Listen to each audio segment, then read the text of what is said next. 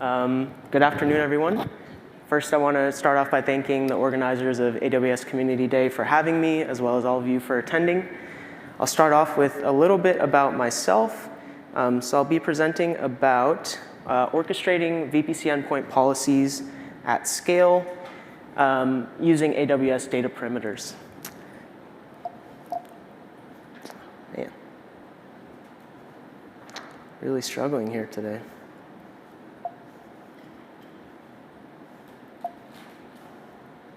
All right, so a little bit about myself. I'm a cloud security engineer at USAA, where I specialize in security automation, incident response, enterprise logging, and of course, data perimeter.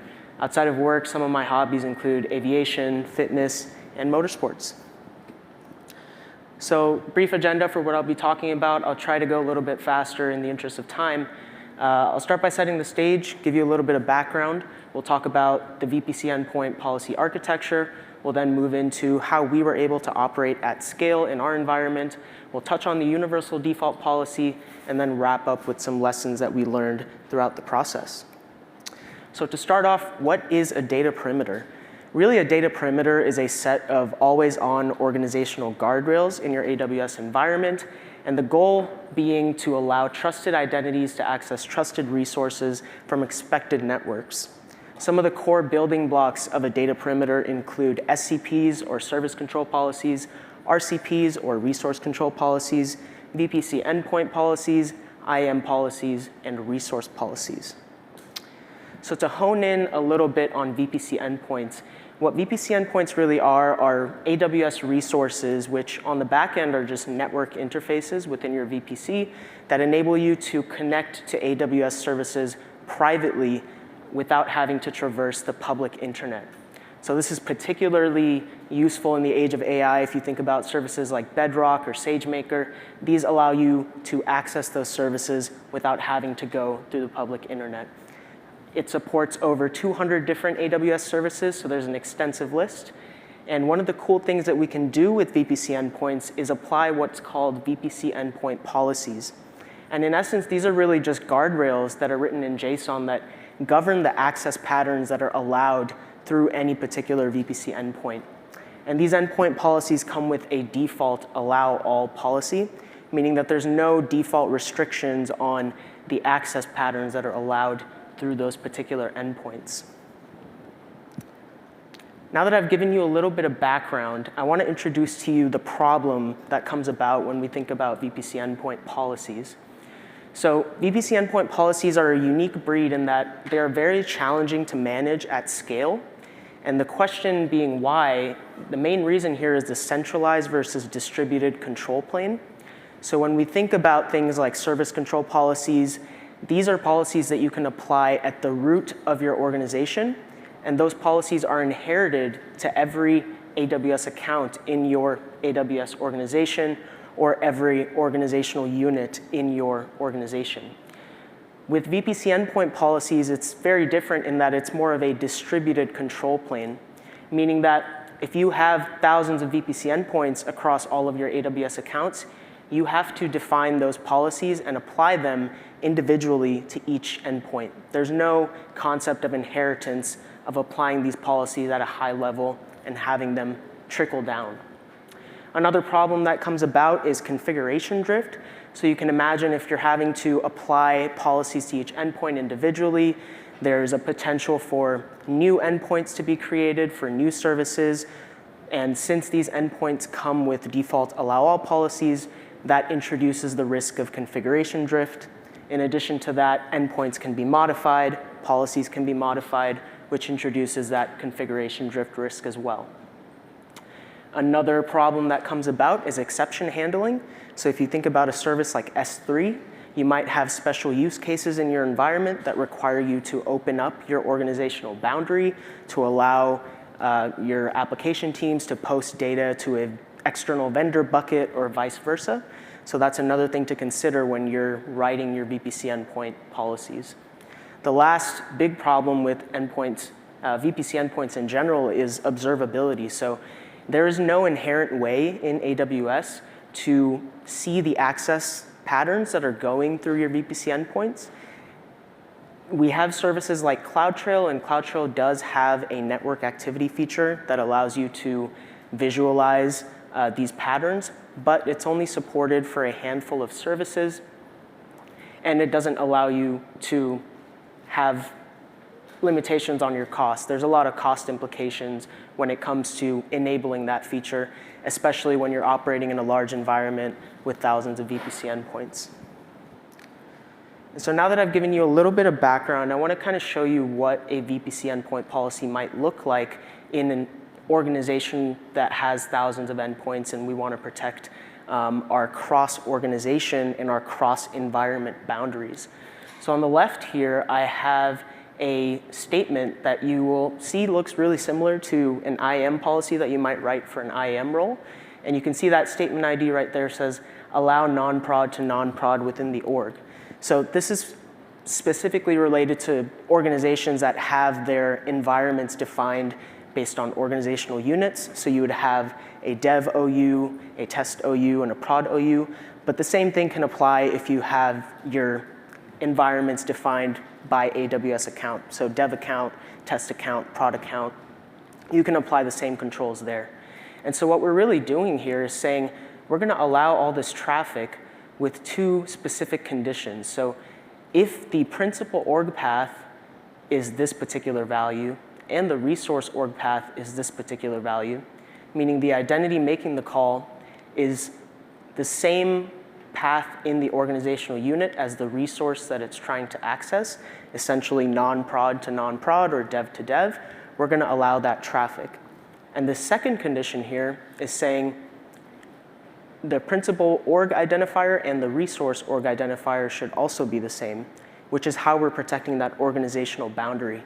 So in a sense, you're able to enforce both of those boundaries with one statement in your VPC endpoint policy. On the right here, we have kind of a catch-all statement that we implement for AWS services. And so you can see we have the same allow all, but we're saying if the principal is an AWS service and the resource that is trying to access is within our organization, we're going to allow that traffic. And this is just something we have to add for things like the AWS service role for CloudTrail to make sure that it can still post data to, say, an organizational trail that you might have set up. So that's what a VPC endpoint policy might look like in a production environment. Moving on, I want to kind of walk you through an architecture diagram of the initial solution that we developed to manage and orchestrate these endpoint policies across the organization.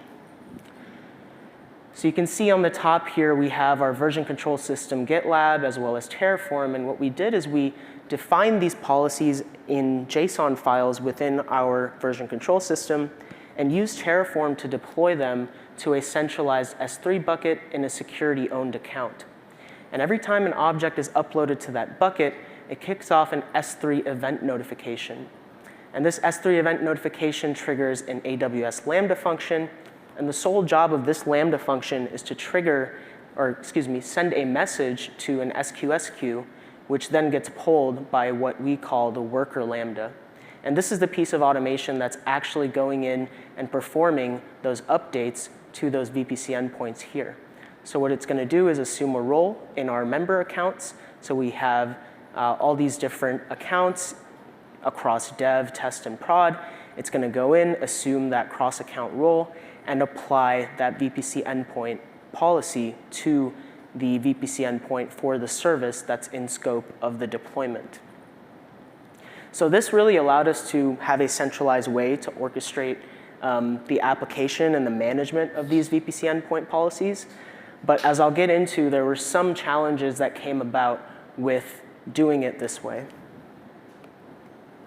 Some of the challenges included maintenance overhead. So you might know that with Lambda functions, or really any cloud function in any cloud environment, there is some inherent maintenance overhead that comes about with vulnerability remediation, dependency management. So that added a little bit of overhead. In addition to that, the fact that we had the SQS queue in there added some operational complexity, just more resources to manage.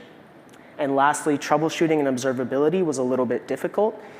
If you can imagine, we had hundreds of AWS accounts, thousands of VPC endpoints, and when we had a centralized architecture like this, applying these policies to all these different accounts, all of that is bubbled up into one execution log stream. And so it becomes really difficult to see where the errors are happening and have that real granular account level visibility to see, hey, did an endpoint policy that we applied break a production workload, for example? And so based on those challenges that we faced, we implemented what we call a V2 of this automation. And you can see it looks really similar to the one that I showed you before. We still have Terraform, and we still have GitLab, and we still have that S3 bucket here where we store those policies. And you can even see here, it might be a little bit blurry, but the way that we structured this is having different directories for different services. And within those directories, we had what we call baseline policies and then account-specific policies. So those are the exceptions that I talked about previously, where we have certain accounts that required certain exceptions. And so we still have that S3 event notification and this AWS Lambda orchestrator here. But the job of this Lambda orchestrator has become a little bit different now. Instead of posting a message to an SQS queue, this is the Lambda that's actually going to go into these member accounts, assume a role, and it's going to trigger this step function. And this step function is something that we were able to deploy and leverage our ability to baseline our accounts with shared security infrastructure. So that's how we have this role deployed to all of our accounts. That's how we have this step function deployed to all of our accounts. So it does assume the ability that you have to baseline your accounts with IAM identities and security infrastructure resources. But there are other ways that you could implement this solution without having that capability. So in this case, we have the Lambda assuming a role, and all it's going to do is trigger this step function.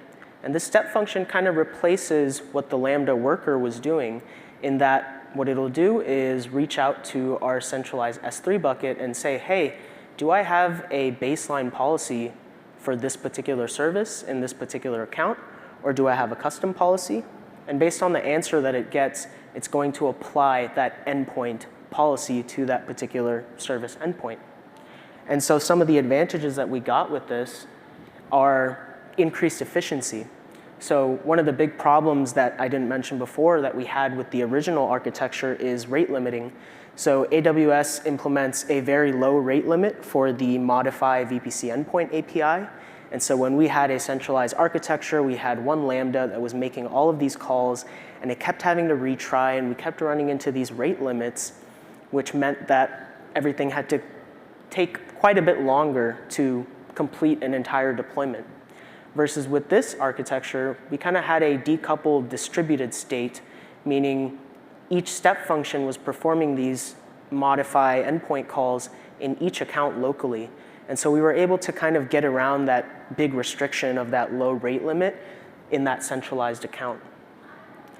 In addition to that, it allowed us to have increased observability because we have these isolated step functions in these isolated accounts. So if anything went wrong in any particular account, it wasn't going to affect the overall deployment. It would be isolated to that particular account, and it would allow us to perform root cause analysis a lot quicker than when we had that centralized strategy. You might be asking me though, Harsh, didn't you say configuration drift was a big problem? It is. And the question now becomes, how do we address drift? Because we can deploy endpoint policies all we want, but those can be changed, new endpoints can be deployed. And so how do we really address that configuration drift? And this is where the second piece of automation that we implemented comes into play. And I'll try to zoom in here so it's a little bit clearer. So this is somewhat similar to the one that I showed you before, except this automation isn't triggered by an S3 event notification. This is actually triggered by an event bridge rule. So whenever we have a VPC endpoint in our environment that's created or modified, it's going to kick off this local step function that's also deployed via our baselining automation. And this step function performs a similar role to the one that I showed you before of reaching out to that S3 bucket, asking it if we have any special policies for that account or baseline policies, and then it's going to apply that endpoint policy. And so this allows us to address that configuration drift in real time without any manual intervention from engineers. Now, one thing I want to introduce to you is the idea of a universal default policy. So I showed you before that we had these policies defined for every single service, every single environment. And you can imagine once you have hundreds of endpoints, thousands of endpoints, it can become operationally impossible to deploy specific policies for every single service that supports VPC endpoints. And so this is where the idea of the universal default policy comes in. This idea of managed versus unmanaged services. Managed services being the ones that we had already deployed policies for, and unmanaged being the ones that we didn't have policies deployed on, so they had an allow all policy. And what this universal policy really is just a default policy with default restrictions, like I showed you in the beginning with that cross-org and cross-environment boundary restriction, which we apply to all the unmanaged services in our environment. And the reason we really did this is to reduce the amount of operational overhead that we had and patch some of the gaps that we had in our coverage as well. And the way we did this was making some updates to our step functions to just say, hey, if you don't see a baseline or a custom policy defined for this particular service, go ahead and apply this universal default policy. And one more thing to note is that many of the services that we deployed policies for, we found that they didn't require any special exceptions. Really, the main ones that tended to need exceptions were things like S3 or EC2, think like reaching out to external buckets or having to grab the CloudWatch agent from an AWS-owned bucket, things like that. Lastly, another thing that we implemented here was an exceptions list. So there were a couple services that we weren't able to really do good research for to see what the potential impact would be of a universal policy. Those being IAM and STS. You can only imagine how many assume role calls were happening in our environment. So because of that, we implemented an exceptions list to this universal policy to make sure that we weren't causing any adverse impact to production workloads with it. And with that, I'll wrap up with a few lessons that we learned throughout the process, the biggest of which being research and communication. I can't stress this one enough. Like I said at the beginning, it's really hard to identify the access patterns that are going through VPC endpoints, so it's crucial that you do as much research as you possibly can by looking at your CloudTrail logs, reaching out to your customers to see what kind of access patterns they're doing in their production workloads with their applications, and communicating that you're making these changes to them so they can inform you of any potential adverse impact that might occur. Second is codification. So everything was infrastructure as code, and that's definitely going to be crucial to implementing a strategy for managing these endpoints. Really, the codification here is your security gate. It's going to make sure that you don't have any unapproved access patterns being allowed on your VPC endpoints. Thirdly is retry logic. So like I mentioned, the Modify VPC Endpoint API has a very low rate limit, so definitely something you need to consider when you're implementing this. Retry logic, backoffs, jitter, stuff like that. Fourth is slow roll. So definitely super important to slow roll these changes per environment, whether you have those changes or whether you have your environment set up by organizational unit or AWS accounts for dev, test, and prod. You're going to want to apply those changes to your dev OUs or your dev accounts first, let those changes bake in, talk to your stakeholders, make sure that there's no adverse impact, then apply it to test, and then apply it to your production environment. Lastly is monitoring and observability. Super important here to be able to monitor your deployments. So whether you're using that Lambda strategy or whether you're using step functions, having some sort of way to dashboard and visualize those deployments while they're happening is going to be super important to making sure that you are able to apply these VPC endpoint policies effectively without breaking anyone. And with that, I want to thank you for your time. I'd love to connect with you on LinkedIn if you'd like, and I'm happy to take any questions if we have time.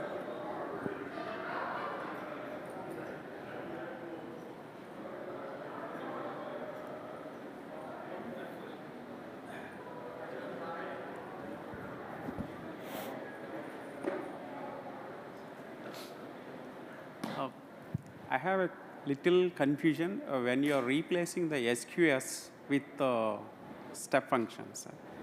Usually step functions, complex logics we use when I'm going to utilize it at the some data pipeline level, somewhere else I'm going to use it. SQS mostly whenever the notification queue messaging system. So how is swapping of SQS to the step function? So I think the main reason that we moved away from SQS wasn't necessarily that SQS was bad. It was really having everything be centralized, and the rate limiting was actually one of the biggest reasons. So what was happening in that original architecture was the Lambda would go into account, try to apply a VPC endpoint policy, reach a rate limit, fail, and then that has to get retried for that particular account several times. And so the overall deployment time ended up being much, much larger. And with the step function architecture, we were able to reduce that deployment time by over 20%. So that was kind of the main reason that we moved away from SQS, in addition to the fact that it was just additional infrastructure for us to manage. With step functions, you don't have to do any kind of dependency management or maintenance as much as you would with Lambda. Yeah, one question means you're using the Lambda, the serverless concept, right? So is there any other research you did in a better version than that one? I'm sorry, can you repeat that? So Lambda is a serverless concept, right? So is sometimes Lambda is not the preferable, but sometimes it is a preferable. So is there any other research you build this one instead of Lambda? You know, that's a good point. I think we don't necessarily need that Lambda. It could be a step function as well. It could all be step functions. I think in this case, we already had that orchestrator Lambda in place, and that was kind of already there, so we decided to continue with it in order to reduce the amount of changes that we had to make to the overall architecture. Thank you. Yeah, thank you.